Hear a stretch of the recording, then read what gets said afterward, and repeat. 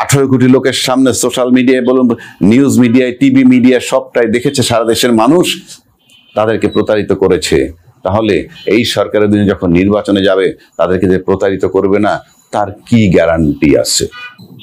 বৈষম্য বিরোধী আন্দোলন এটা দিয়ে শুরু হয়েছিল, শেখ হাসিনার যবনিকাপাতের শুরু, এবং এটা থেকে শেষ পর্যন্ত গিয়ে দাঁড়ালো এক দফায়, অর্থাৎ শেখ হাসিনাকে চলে যেতে হবে।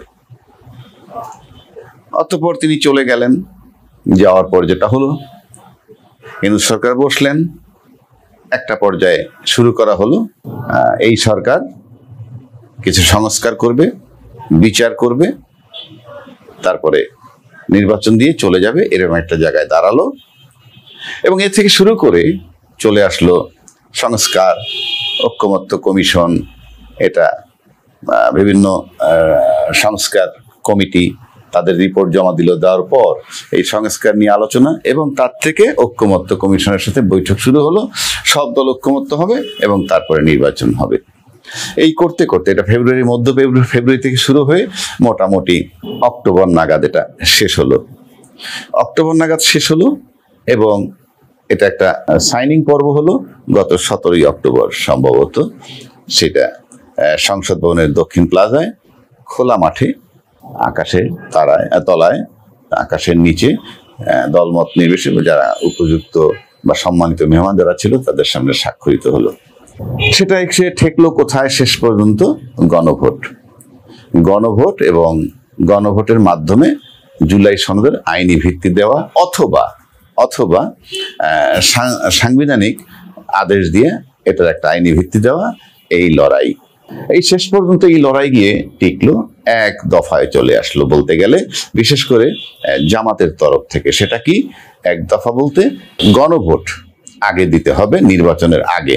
গণভোটটা কি জন্যে? গণভোট দিয়ে আইনি স্বীকৃতি নিবে, তারপরে সেই আইনি স্বীকৃতির ভিত্তিতে যে জুলাই সনদের ভিত্তি হবে তার আলোকে নির্বাচন হবে। পক্ষান্তরে বিএনপি বলল যে গণভোট হতে পারে, এবং গণভোট তারা মেনে নিচ্ছে। গণভোট মেনে নিয়ে এবং তারা সেটা বলছে যে নির্বাচনের দিন একই দিনে নির্বাচন এবং গণভোট।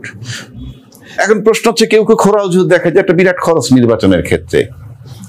সুতরাং দুইটার পার্টে যদি করে এটা বিরাট খরচ, যেটা খুব জোরালো না, খুব হালকা, এবং এটা আমার কাছে হাস্যকর। মানে বাংলাদেশের ইকোনমির প্রতি বা রাজনীতিবিদদের যে দয়া দেখানোটা আমার কাছে কোনোভাবেই গ্রহণযোগ্য না। কারণ আমরা তাদের অ্যাক্টিভিটি দেখেছি, এবং বাংলাদেশের অর্থনীতিকে যে যখন ক্ষমতায় থাকে সেখানে কিভাবে তসরুফ করে সেটা আমরা দেখেছি।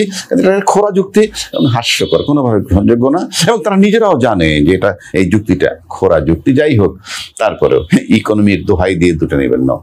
পাশাপাশি যদি বিষয়টা এমন বলা হয় যে তারা বলছে যে নির্বাচনের দিনে যদি গণভোট হয় তাতে সমস্যাটা কোথায়?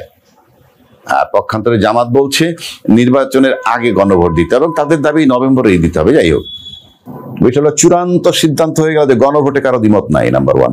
ইতিমধ্যে আরেকজন ব্যক্তি, বিশিষ্ট ব্যক্তি, বাংলাদেশে নাম বলার কোনো প্রয়োজন নাই, চট করে নিয়ে এসে বলে দিলেন যে গণভোট বলতে কিছু নাই। আবার কেউ দাবি করেন টকশোতে গিয়েও যে যারা একই দিনে নির্বাচন চাচ্ছেন, নির্বাচনের গণভোট, তাদের ঘটনার কেউ টকশোতে গিয়ে বলছেন সংবিধানে গণভোট নাই। আমি তাদেরকে এই মুহূর্তে তিরস্কার জানাচ্ছি।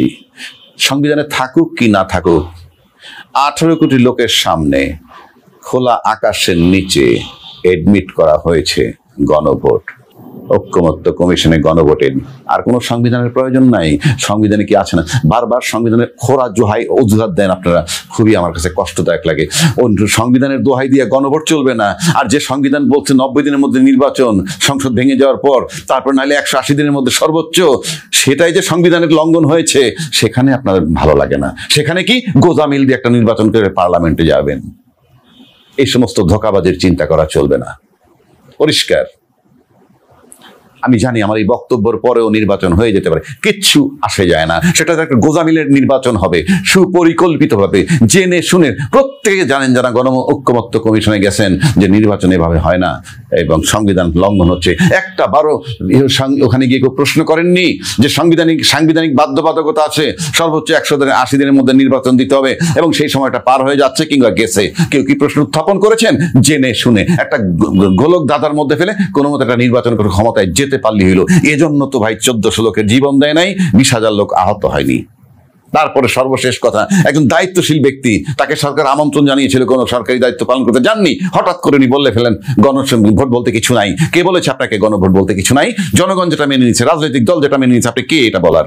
আমাকে কেউ বলে এরকম লোক সম্পর্কে বলার অধিকার আপনার নাই। সে তো প্র্যাকটিসিং কোনো ব্যক্তি নয়, আইনঙ্গনে তার কোনো আইনঙ্গনে কোনো তার কোনো অবস্থান নাই, তাকে আমরা দেখি না, কিন্তু মন্তব্য করে ফেললেন এবং সেটা গিলে ফেললেন কারা? যাদের ভালো লাগে, অথচ তাদের দলই গণভোটের জন্য ঐক্যমত্য হয়েছে।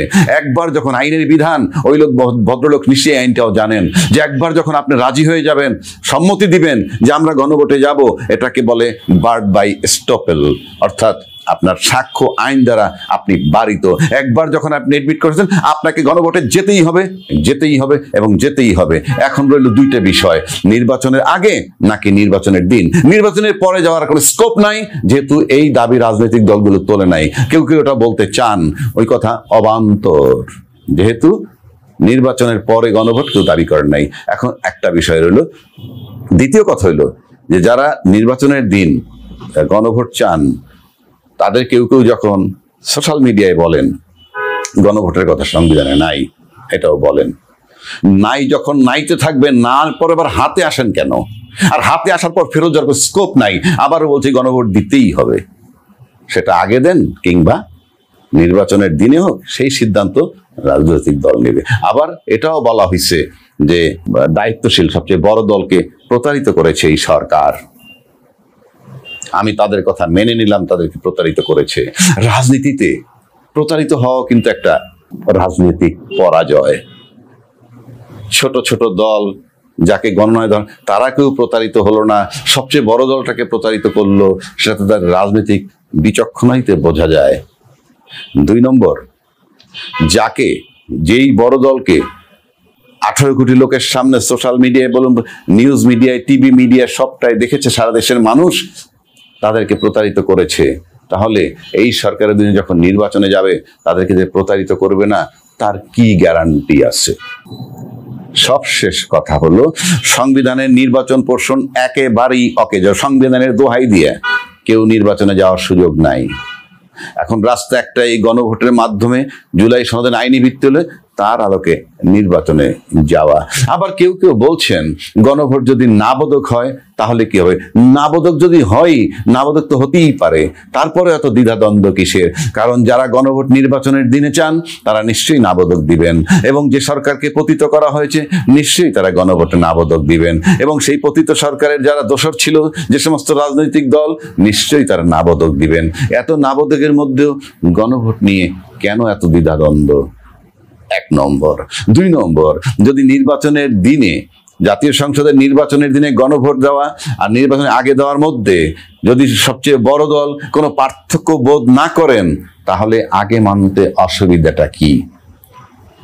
আর জামাতে যদি মনে করে নির্বাচনের আগে দিলে গণভোট এবং নির্বাচনের দিনে যদি গণভোট হয় তাতে কোনো পার্থক্য নাই, তাহলে তাদেরই বা মেনে নিতে অসুবিধা কোথায়? সেটাকে পরিষ্কার করা দরকার। তবে গণভোট দিতে হবে, গণভোট ছাড়া নির্বাচনে যাওয়ার কোনো সুযোগ নেই বলে আমি মনে করি।